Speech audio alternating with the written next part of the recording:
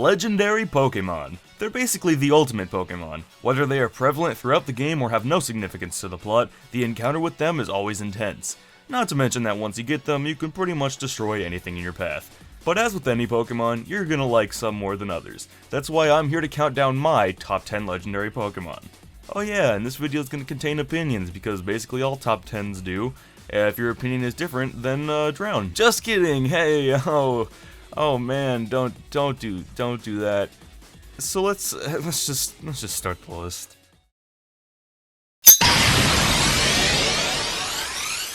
Number 10. The first entry is one I don't hear talked about very much, Palkia. I don't really have a deep reason for this one. I've always just liked him. I know a lot of people like Pokemon because they've been around for a long time and grown on them, and I guess that's why I like Palkia. You see, I played Diamond and Pearl in Japanese before they came out, so not knowing a word of the language, his design was pretty much all I had to go on. Once they finally showed up in English, I played Pearl first so I can get a Palkia. Also, number 1 pink Pokemon in my opinion.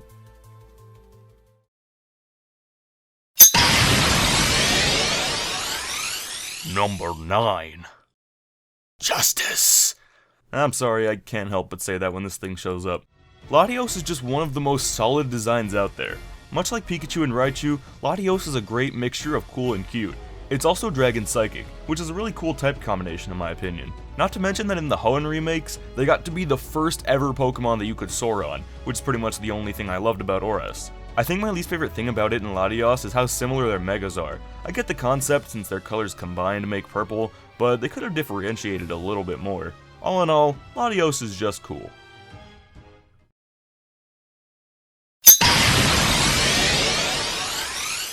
Number 8. To be clear, I liked Rayquaza before it was top tier, too broken for Ubers confirmed.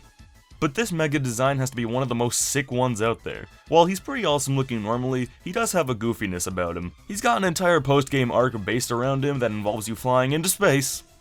You fly into space, let me repeat that, you fly into space. In a Pokemon game. Yeah.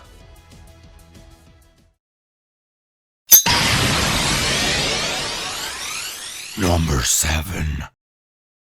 Number 7 is Satan. Just kidding. Giratina has got to be one of the most vicious looking Pokemon on this list. Look at that face. That face will kill you and move on with its day without a care in the world. Or in the underworld, for that matter. Many people have pointed out that Giratina's story very closely mimics the tale of Satan. Some have argued against it, but the whole 666 body part argument is just too convincing. Also, Ghost Dragon, that's like the coolest type combination ever. Fun fact, I did a randomizer at the start of 2015 where I managed to encounter and catch a Giratina. Whoa. I'll take it. I don't think that's supposed to be here. I named him Devourer.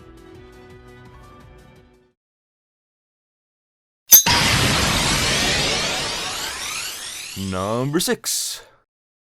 Next on the list is the coolest Black Dragon Pokemon in the world. Or maybe not.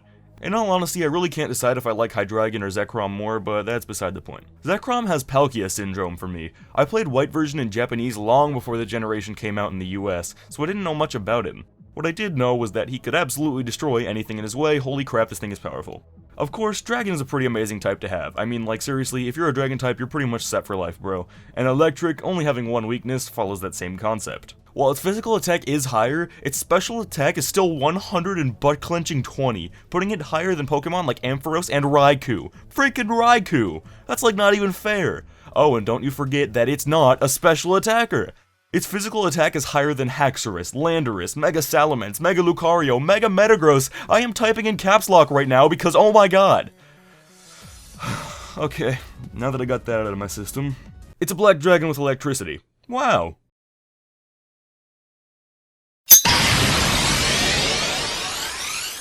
Number 5. Hey, he's technically not a dragon. Next on the list is the coolest black bird in the Pokemon. Okay, well now that just sounds weird. I like Yveltal. He's just awesome, I don't know what else to say. His design is definitely what sets him over the edge for me. He's just so cool. A bunch of things from Kalos have the whole poofy neck or hair thing going on. I guess that's the mark of a fancy person or something, but Yveltal takes that and makes it a man's concept. No? Anyway, Not only is the Pokemon itself cool, but its Lawren signature move too. Here's something you probably didn't know about Yveltal. This boy be thirsty as hell. He straight up drink yo soul and yo girl's soul, and ain't nothing you gonna do about it. Yveltal is just awesome, and an all-around solid Pokemon.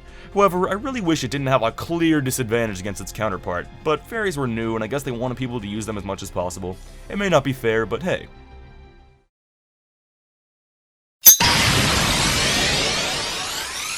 Number 4. Hey guys, do you think that Genesect is just the Kabutops in metal armor? Genesect! Before making this list, I didn't even really realize how much I like Genesect. Its design is cool, it's got great typing, it's incredibly powerful, pretty fast, and has good defenses. Not to mention that it can learn an ungodly array of powerful moves, including some weird ones like Fly and Flamethrower. How can it throw something that's 4 times weak to? It would just melt it from the inside out. Anyway, it's also got that cool drive feature, which changes the typing of its signature move, Technoblast, which is an unbelievable 120 over 100. I know we had something similar with Arceus changing types depending on his plate, but what makes Genesect better is that he has the power of the computer! Who needs godly powers when you can run Windows? Lastly, I think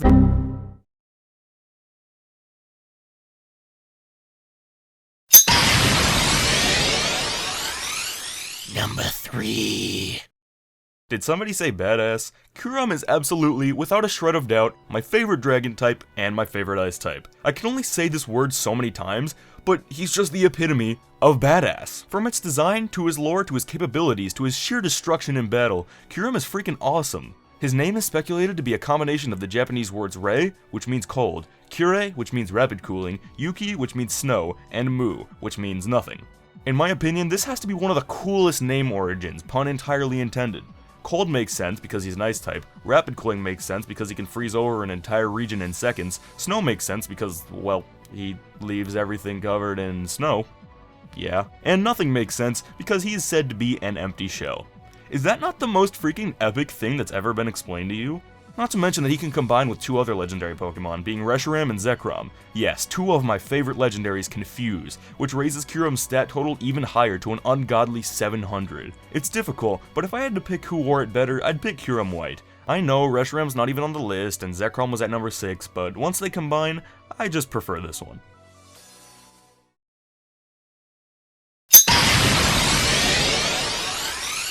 Number 2.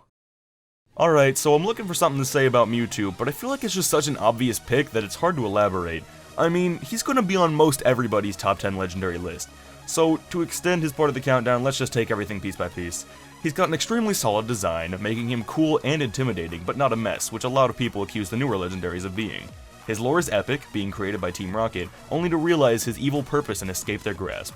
Lastly, he has the power to back up everything I've said about him thus far, with a monstrous stat total of 680 normally, and 780 when Mega Evolved. Oh yeah, Mewtwo is the only Pokemon deserving of 2 Mega Evolutions if I didn't mention it already. I personally like Mega Mewtwo Y, in fact I think I like it more than regular Mewtwo's design. I feel like it just embodies what Mewtwo is more than Mega Mewtwo X, which just looks awkward. These Mega Evolutions have the highest stat total of any Pokemon, so there's really nothing wrong with them. Mewtwo has to be high on the list. In fact, it would be number 1 if it weren't for...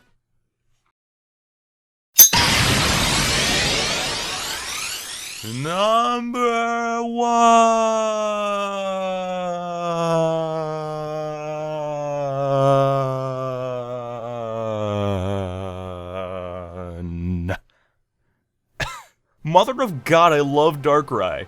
Those of you who are not new to my channel probably know about my affinity for Darkrai. Everything from its shadow-like appearance to its lore gives me goosebumps. Except for the legs. Those were weird. For those of you who don't know Darkrai's lore, allow me to let you in on its beauty. Darkrai is said to have been born from a nightmare, as in, the nightmare manifested itself into the real world.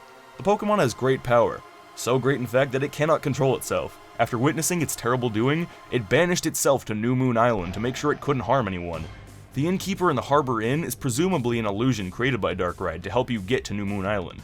It knows that you can fix what it has done and wake up the sleeping child. That's absolutely the most badass and tragic story of the Pokemon world in my opinion. Darkrai's stats aren't the best, which is sad considering he's my favorite legendary, but I have faith that he will get what he deserves someday.